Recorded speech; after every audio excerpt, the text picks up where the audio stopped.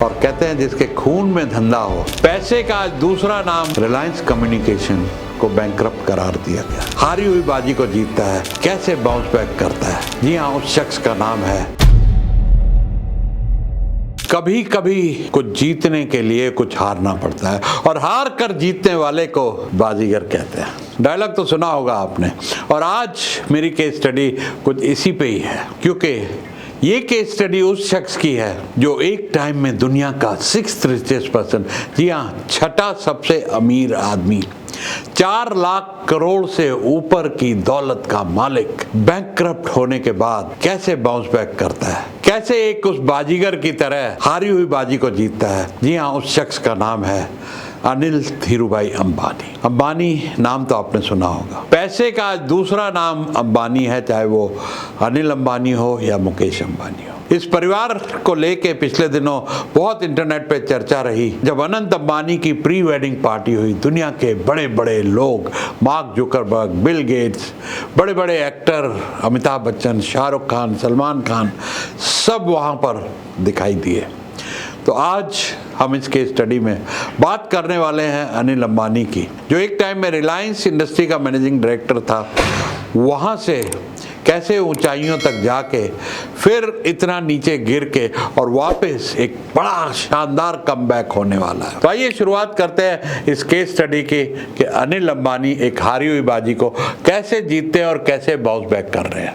तो थोड़ा सा बैकग्राउंड में चलते हैं, थोड़ा सा हिस्ट्री में चलते हैं। मोटा नुकसान जो हुआ अनिल अंबानी की कंपनीज को जब 2008 में बहुत बड़े इकोनॉमिक क्राइसिस आए, वहाँ से इनका बुरा वक्त शुरू हुआ और एक के बाद कंपनी डूबती चली गई और ये बैंकरप्ट हो गए, दिवालिया हो गए। कहानी की शुरुआत होती है सन 2002 से, जब एक बुरी खबर आती है कि धीरूभाई अंबानी इस दुनिया में नहीं रहे। और धीरूभाई अंबानी के गुजरने के बाद अनिल अंबानी जी को ग्रुप का मैनेजिंग डायरेक्टर बनाया गया और मुकेश अंबानी को बनाया गया चेयरमैन। उस समय ध्यान देने योग्य बात यह है कि रिलायंस इंडस्ट्रीज की वैल्यूएशन थी 27,000 करोड़ के आसपास। 2002 में 27,000 करोड़ के आसपास वैल्यूएशन।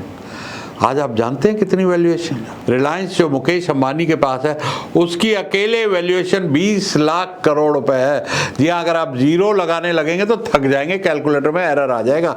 20 लाख करोड़, जी हाँ, ये है रिलायंस इंडस्ट्री जो मुकेश अंबानी की है, उसकी वैल्यूएशन। लेकिन हम आज बात कर रहे हैं अनिल अंबानी की। 2005 में दोनों भाइयों में, अनिल अंबानी और मुकेश अंबानी में कुछ विवाद खड़े हो जाते हैं और यहाँ पर एक ब्रेकअप होता है और कंपनी का 2 भागों में विभाजन हो जाता है। अनिल अंबानी के हिस्से में आती हैं टेलीकॉम, पावर जनरेशन और फाइनेंशियल सर्विसेज, और मुकेश को मिलती है रिफाइनिंग और पेट्रोकेमिकल का बिजनेस। और इसके बाद इन्होंने 5 साल के लिए एक नॉन कम्पीट एग्रीमेंट किया।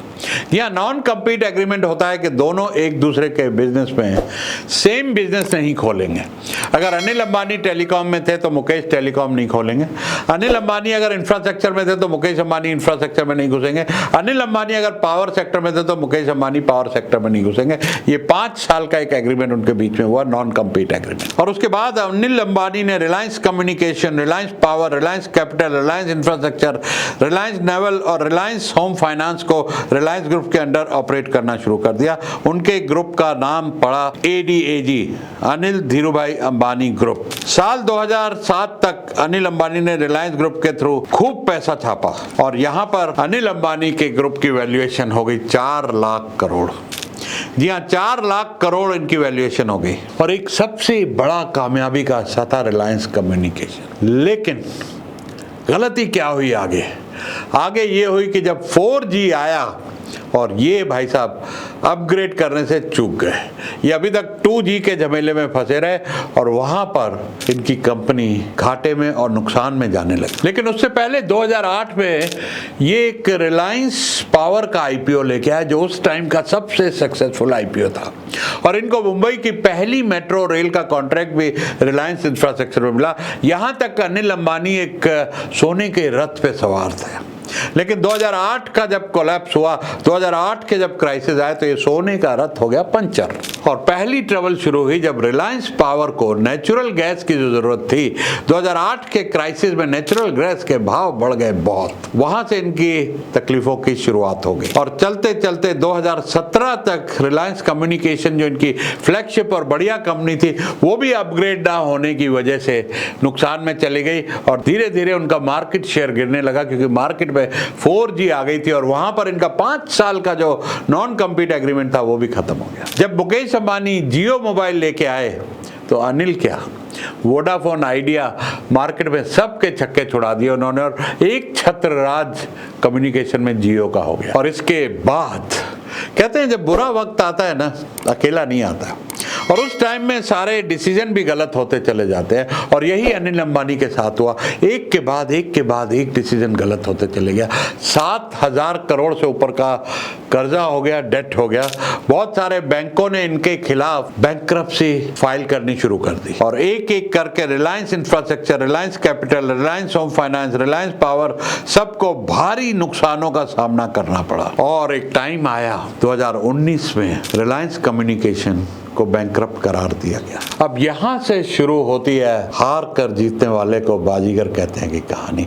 एक एक करके 2019 के बाद थोड़ा सा ये मीडिया से हटे और इन्होंने अपनी कंपनीज को रीस्ट्रक्चर करना शुरू, धीरे धीरे करके कंपनियां बेच के कर्जे उतारने शुरू किए, डेट खत्म करना शुरू किया और हल्के हल्के कंपनी ने अपने सारे लोन्स उतारे। IDBI, ICICI, axis bank, DBS का सारा पैसा उतारने के बाद और बहुत सारे अरेंजमेंट हुए और अब 9 साल बाद केवल 21,000 करोड़ की दूरी पर है। और कहते हैं जिसके खून में धंधा हो तो वो तो जल्दी हार मार नहीं सकता।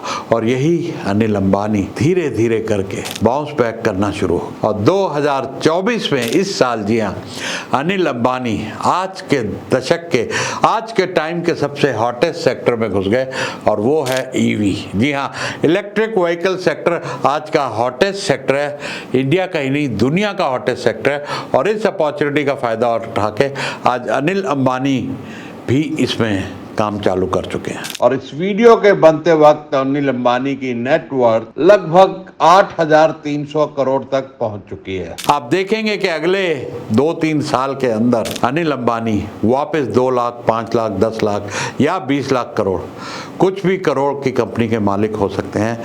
जहां पे मुकेश अंबानी है उसके आसपास आप अनिल अंबानी को भी देखेंगे और यहीं पे हमारी भी इनके साथ बहुत, क्योंकि वो भी एंटरप्रेन्योर हैं, हम भी एंटरप्रेन्योर हैं, तो हम उनके लिए बहुत सारी शुभकामनाएं करते हैं कि वो अपने मकसद में कामयाब हों और वापस बाउंस बैक कर सकें, जहां से वो अपने अंबानी परिवार का और उस देश का नाम भी रोशन कर सकें। तो वीडियो अच्छा लगा हो दोस्तों, मोटिवेशन हुई हो, इंस्पिरेशन हुई हो तो शेयर करें अपने दोस्तों के साथ, रिश्तेदारों के साथ और बेल आइकॉन जरूर दबाएं, क्योंकि ऐसे बहुत सारे वीडियो मैं आपके पास लाने वाला हूँ।